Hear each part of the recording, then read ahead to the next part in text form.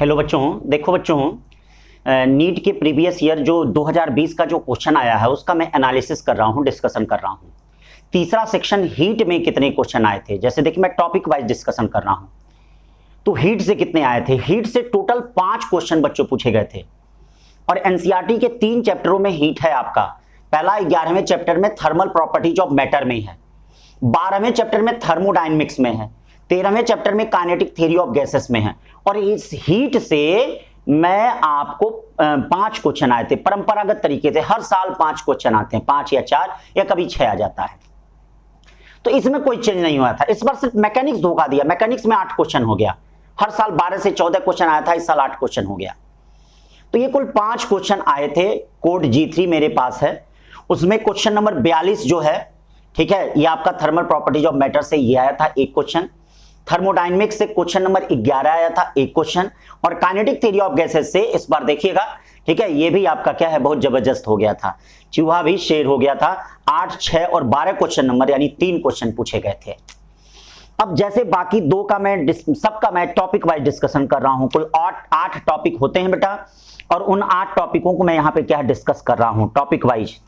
तो चलिए अब देखा जाए, ठीक है। सबसे पहले यहां पे क्या देखा जाए, क्वेश्चन नंबर 42 G3 कोड का क्या, थर्मल प्रॉपर्टीज ऑफ मैटर देखा जाए। थर्मल प्रॉपर्टीज ऑफ मैटर का 42वां क्वेश्चन क्या है, थर्मल प्रॉपर्टीज ऑफ मैटर का 42 क्वेश्चन क्या कर रहा है। बहुत ही सिंपल क्वेश्चन बने थे, ध्यान दीजिए क्या कर रहा है। स्क्रीन पे यहां इधर क्वेश्चन चल रहा है। The quantities heat required to raise the temperature of 2 solid copper sphere of radii R1 and R2 through 1 kelvin. मतलब टेम्परेचर में जो चेंज दिया गया है delta T equal to 1 kelvin दिया है। ए का radius R1 equal to R है, ठीक है, R1 इक्वल टू 1.5 R है और R2 इक्वल टू क्या है, R है। करा है कि हीट कितनी रिक्वायर्ड होगी। तो सबसे पहली चीज ये देखिए, डेल्टा T यहां कांस्टेंट है, डेल्टा T कांस्टेंट है। तो आप जानते हैं कि डेल्टा Q इक्वल टू क्या होता है, ms delta T। Delta T constant, इसका मतलब totally delta Q directly proportional to m है।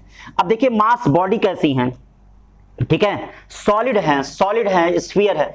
तो मास क्या होता है, delta Q directly proportional to 4/3 pi r cube rho होता है।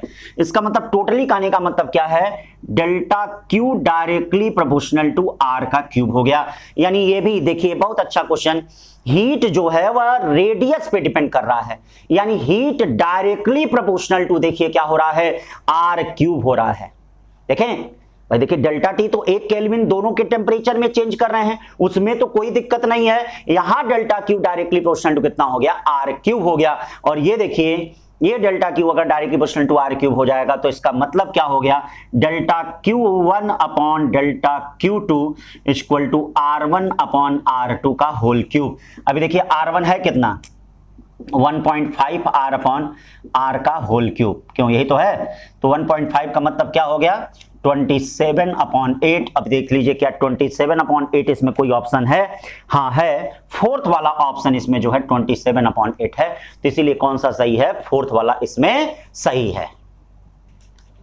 अब देखिए जो 12वां चैप्टर एनसीईआरटी का है थर्मोडायनेमिक्स, उससे G3 कोड का एक 11 नंबर क्वेश्चन आया था। मतलब एक ही क्वेश्चन पूछा गया था और बहुत ही सिंपल पूछा गया था। जरा देख लीजिए क्या है, करा कि 2 cylinder A and B of equal capacity, 2 cylinder हैं, एक सिलेंडर A दिया गया है, एक सिलेंडर B दिया गया है of equal capacity, connected to each other via stopcock. ये देखिए स्टॉप कॉर्क से दोनों कनेक्ट हैं, ये स्टॉप कॉर्क से कनेक्ट है। एक contains and ideal gas standard temperature and pressure, B completely evacuated. मतलब ए जो है इसमें गैस है, आइडियल प्रेशर, टेम्परेचर और वॉल्यूम पे, ये पूरा खाली है, ओपन है। The entire system is thermally insulated है एंटायर सिस्टम, ठीक है। The stopcock is the suddenly open, the process is. तो ये बताइए यहां पर क्या है, एक्सटर्नल मीडियम से कोई क्या है, नाता नहीं हो रहा है, बाहरी वातावरण से कोई यहां पे नाता नहीं हो रहा है। तो जब इसको ओपन किया जाएगा तो इसका मतलब क्या होगा, यहां पे ये प्रोसेस क्या है, किसी एक्सटर्नल मीडियम से तो जा नहीं रहा है। इसका मतलब क्या है, यहां पर एडियाबैटिक प्रोसेस है, नो एक्सचेंज ऑफ हीट। यानी एडियाबैटिक प्रोसेस में आप जानते हैं नो एक्सचेंज ऑफ हीट, यानी एडियाबैटिक प्रोसेस हो गया ये। तो आप देख रहे हैं कि अगर ये ए से लेके बी तक जा रहा है तो कौन सा प्रोसेस हो गया, ये एडियाबैटिक प्रोसेस हो गया। तो इसमें देखिए 4 ऑप्शन है, एडियाबैटिक है, आइसोकोरिक है, आइसोकोरिक जहां वॉल्यूम कांस्टेंट रहता है, आइसोबारिक जहां प्रेशर कांस्टेंट होता, आइसोथर्मल जहां टेम्परेचर कांस्टेंट होता, तो टेम्परेचर तो यहां कांस्टेंट होगा नहीं, ठीक है भाई, वॉल्यूम तो कांस्टेंट है नहीं, या प्रेशर तो कांस्टेंट है नहीं, तो adiabatic no exchange of heat from in medium to other medium, ठीक है, मतलब अंदर वाले से बाहर वाले में कोई एक्सचेंज नहीं हीट है, तो इसलिए एडियाबैटिक प्रोसेस है। तो कौन सा ऑप्शन इसमें सही होगा? 1 वाला इसमें सही होगा। कौन सा सही होगा? 1 वाला सही होगा, ठीक। अब देखो एनसीईआरटी के 13वें चैप्टर में आ जाते हैं बेटा, काइनेटिक थ्योरी ऑफ गैसेस 13वां चैप्टर है, पूरे एनसीईआरटी में 15 चैप्टर हैं। 13वें चैप्टर से देखिए काइनेटिक थ्योरी ऑफ गैसेस है, इसमें हीट में 3 क्वेश्चन आया है। G3 कोड का 8वां question, question number 6, question number 12, number of question कितने हैं? 3 क्वेश्चन हैं।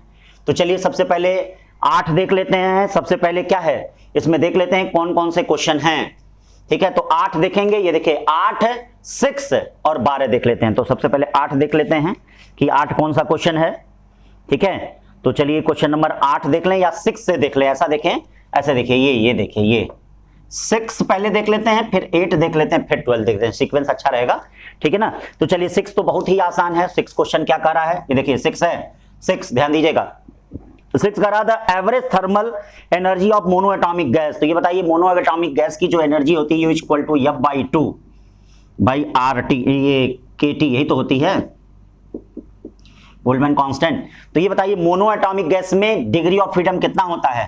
इसका डिग्री ऑफ फ्रीडम 3 होता है। तो अगर मोनो एटॉमिक गैस का डिग्री ऑफ फ्रीडम 3 होता है तो इक्वल टू क्या हो गया? 3/2 kBT हो गया। क्यों भाई kBT हो गया कि नहीं? बोल्ट्जमैन कांस्टेंट में क्या हो गया? F/2 RT होता है, तो 3/2 kB कितना हो गया? ये T हो गया। तो इसका कौन सा ऑप्शन इसमें सही होगा? 1 वाला ऑप्शन सही होगा। कौन सा ऑप्शन सही होगा? 1 वाला ऑप्शन सही होगा, ठीक है। बहुत आसान क्वेश्चन, ये भी नीट के प्रीवियस ईयर में पूछा जा चुका है, नीट के प्रीवियस ईयर से ही है। फिर अब देखिए 6वें के बाद 7वां क्वेश्चन क्या, 8वां क्वेश्चन क्या कह रहा है? 8वां क्वेश्चन कह रहा है कि the mean free path of gas with molecular diameter d and number density n can be express by. Mean free path आप जानते हैं क्या होता है कि जैसे मान लीजिए, ठीक है, ये भी 2013 नीट में भी ये क्वेश्चन पूछा गया था, 2013 नीट में ये क्वेश्चन पूछा गया था ये भी प्रीवियस ईयर का क्वेश्चन है बेटा। तो इसमें क्या होता है कि जैसे मॉलिक्यूल्स आपस में टकराते हैं, टकराने के बाद देखिए, टकराने के बाद ये उनके बीच की डिस्टेंस होती है, मान लीजिए ऐसे उनकी डिस्टेंस होती है, λ1 है, ये λ2 है, ये λ3 है। तो ये जो एवरेज डिस्टेंस होती है λ1 प्लस λ2 प्लस λn/n, इसी को हम मीन फ्री पाथ कहते हैं। जब मैथमेटिकली इसको देखा गया तो ये mean free path lambda equal to 1/√2 pi n/d² होता है, जहां n equal to number of molecules upon volume होता है, ये देखिएगा, ठीक है, ये कहा जाता है। और d इक्वल टू क्या होता है?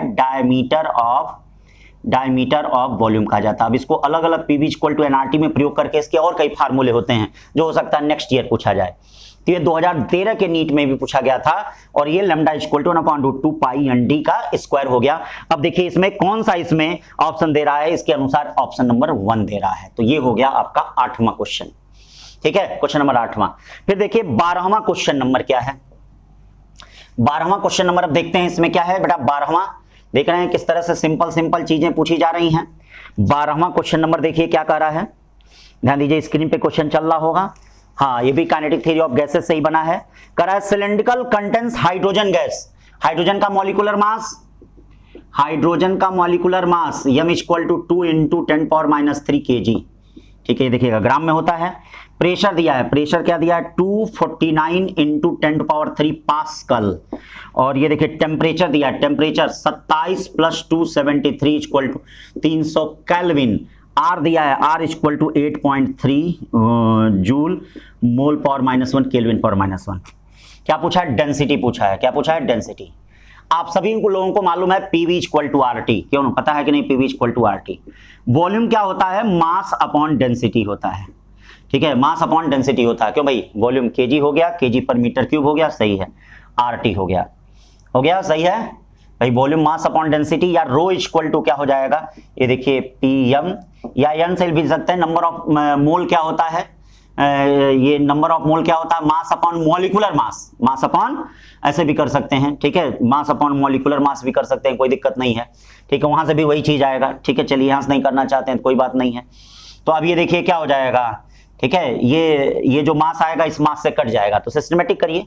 चलिए यहाँ nRT होता है, नहीं तो फिर कहेंगे कि ये मास अपॉन मॉलिक्यूल, ये n क्या होता है, मास अपॉन, ये देखिए मॉलिकुलर मास होता है, ये मास मास कट गया, रो इक्वल टू क्या हो गया, ये देखिए रो m अपॉन कितना हो गया RT, रो रख दीजिए, ये p रख दीजिए, p कितना हो गया 249 इंटू 10 पावर 3, m कितना हो गया, m देखिए 2 इंटू 10 पावर -3 हो गया।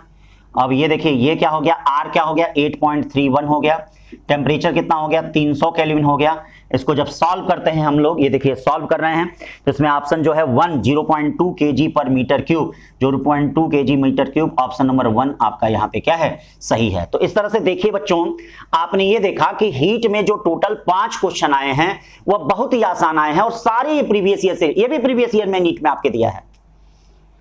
एनसीईआरटी को पढ़िए, प्रीवियस ईयर को पढ़िए, जेई, नीट, आईआईटी, ये 3 प्रीवियस ईयर बस लगाइए और कुछ मत लगाइए और कहीं कोई क्वेश्चन की प्रैक्टिस न करिए। अगर इसको 2 4 5 आप 5 बार कम से कम करिए, एक साल में 5 बार, कम से 5 बार पूरी एनसीईआरटी कम से पढ़िए, 5 बार टीचर का नोट्स पढ़िए, 5 बार नहीं लगाएंगे तो आपको 5 साल तैयारी करना पड़ेगा। तो कम से कम ये करिए, देखिए आपके पास, आपके साथ हमेशा एक अच्छा मेडिकल कॉलेज होगा, एक अच्छे मेडिकल कॉलेज में आप प्रवेश करेंगे। तो ये आपका हो गया, ठीक है, हीट के 5 क्वेश्चन। अब चलते हैं वेव एंड ऑसिलेशन पे।